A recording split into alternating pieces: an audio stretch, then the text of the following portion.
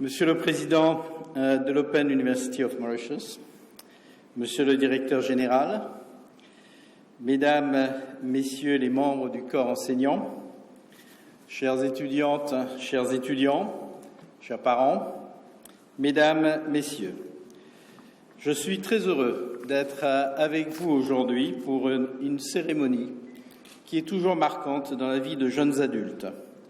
Recevoir un diplôme est une étape, un passeport pour voyager dans ce qui est une belle aventure, celle de la vie active.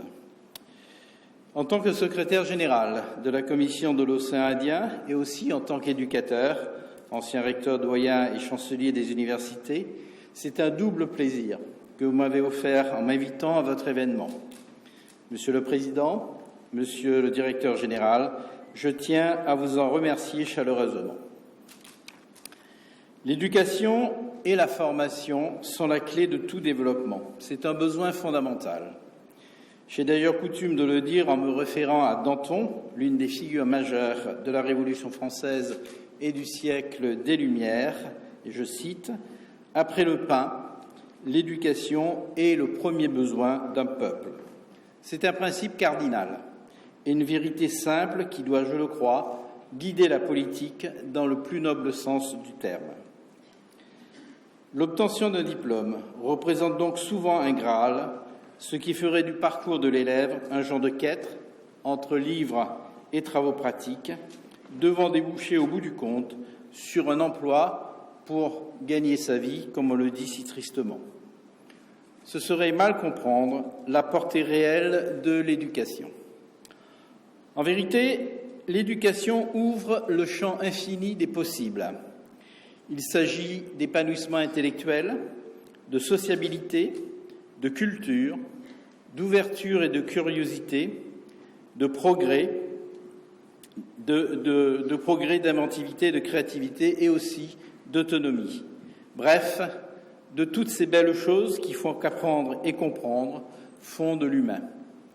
C'est le goût des choses et le goût des autres, l'envie et l'ouverture qui vous permettront d'exprimer vos talents et vos désirs. C'est en fait une promesse de liberté. Le diplôme que vous recevez aujourd'hui est bien sûr un marqueur important de votre vie, mais c'est un marqueur qui ne fige pas votre parcours à venir. Il ne le doit pas. Je suis convaincu, et je souhaite ici vous en persuader, qu'on est toujours des apprenants. Dans le cours de votre vie professionnelle, vous aurez l'occasion, je l'espère, de continuer à vous former, d'acquérir des compétences insoupçonnées, d'emmagasiner des connaissances nouvelles, de remettre en question des certitudes et peut-être même de vous réorienter. C'est en tout cas ce que je vous souhaite, d'autant que la mobilité professionnelle, la formation continue, l'adaptabilité aux nouvelles technologies et aux process renouvelés sont des critères d'évaluation et de performance, mais aussi et surtout les facteurs d'une réussite personnelle. Mesdames, Messieurs, chers amis, le monde qui est et le monde qui vient, mondialisé et numérisé, sont un monde de l'intelligence, un monde de la connaissance, un monde de l'échange matériel et immatériel. C'est un monde où le savoir n'a jamais été aussi répandu et où il n'a jamais été aussi indispensable. Pour la première fois dans l'histoire de l'humanité, plus de 80% de la population mondiale sait lire et écrire. C'est tout simplement remarquable. Mais ceux qui demeurent exclus aujourd'hui de ce vaste et puissant mouvement deviennent des exclus tout court. Plus la science est partagée, plus l'absence de science est discriminatoire pour ceux qui n'y ont pas accès. À l'arrivée, c'est du progrès pour le plus grand nombre, mais un cocktail explosif de relégation et de frustration pour les laissés pour compte. Bien sûr, tous les jeunes réunis ici ont la chance d'avoir bénéficié d'une éducation de qualité, d'une formation à la hauteur de leur ambition. Ils appartiennent à la classe de celles et ceux qui pourront demain construire leur épanouissement personnel, réaliser des projets et aussi, ne l'oublions pas, participer à bâtir la société mauricienne de demain. L'Open University of Mauritius est plus qu'une institution d'éducation. Elle est un outil de développement. C'est le cas de tous les établissements d'éducation, et avec plus de 8000 apprenants, elle est sans aucun doute un acteur important du paysage de l'enseignement supérieur local, mais aussi un acteur qui contribue à former des jeunes dans les métiers de la coopération à travers l'Africa Platform for Regional Integration Development Effectiveness. Ce que je retiens surtout, c'est qu'en cette année d'opération, l'Open University of Mauritius a participé à élargir les possibilités d'apprentissage et l'accès au savoir grâce aux nouvelles technologies. Je tiens à vous en féliciter. Ceci m'amène naturellement à partager avec vous une activité récente de la COI. Il y a quelques semaines, j'étais à Baie du Tombeau, où j'ai assisté à la connexion du câble à fibre optique Métis. C'est un nouveau câble Internet à très haut débit qui permettra à la Maurice, à la Réunion, à Madagascar et depuis vendredi dernier à l'Afrique du Sud de faire un bond de connectivité de facteur 20 grâce à une puissance du câble de 24 terabits. Elle était jusqu'à maintenant autour d'1,3 terabit. C'est tout simplement prodigieux. Et je pense qu'il y aura d'autres câbles avec de plus grandes capacités qui vont s'installer très rapidement. Bien entendu, cette infrastructure, portée par 6 opérateurs privés de la région avec le concours de la COI, accompagne la révolution numérique qui est une marche. Mais c'est bien plus que cela. Il s'agit en fait d'une authentique révolution de société. Ce nouveau câble démultiplie les possibilités pour l'éducation et l'Open University of Mauritius sera certainement un bénéficiaire direct. Les possibilités aussi sont démultipliées pour des domaines comme la santé, l'économie du savoir, la culture, l'innovation technologique.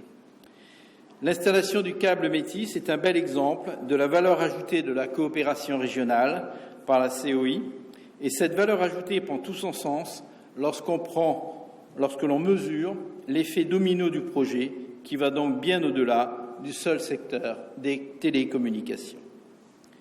C'est dans le même esprit que je souhaite mobiliser nos États membres pour approfondir la coopération universitaire.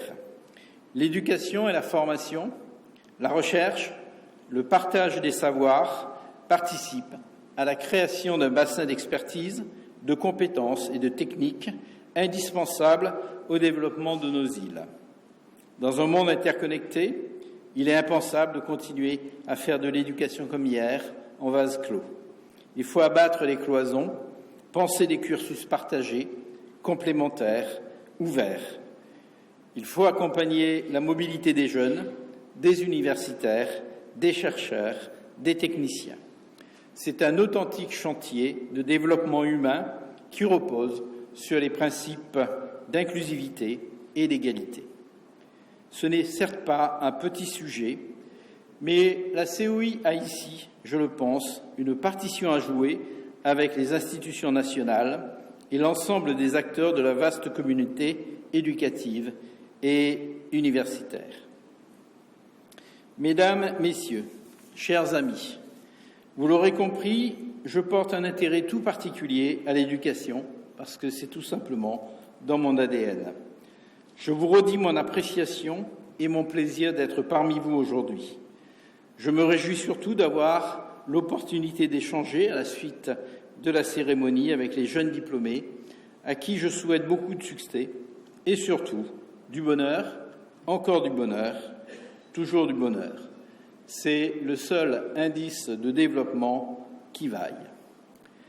Pour terminer, je voudrais rendre hommage à Samuel Paty, enseignant assassiné la semaine dernière alors qu'il instruisait des élèves. Cette instruction qui élève, qui nous élève. Je le ferai en citant Camus dans son discours Nobel de 1957. Chaque génération, sans doute, se croit vouée à refaire le monde. La mienne sait pourtant qu'elle ne le refera pas. Mais sa tâche est encore plus grande. Elle consiste à empêcher que le monde ne se défasse. Héritière d'une histoire corrompue, où se mêlent les révolutions déchues, les techniques devenues folles, les dieux morts et les idéologies exténuées, où de médiocres pouvoirs peuvent aujourd'hui tout détruire, mais ne savent plus convaincre, où l'intelligence s'est abaissée jusqu'à se faire la servante de la haine et de l'oppression, cette génération a dû en elle-même et autour d'elle restaurer à partir de ces seules négations un peu de ce qui fait la dignité de vivre et de mourir. Je vous remercie pour votre attention.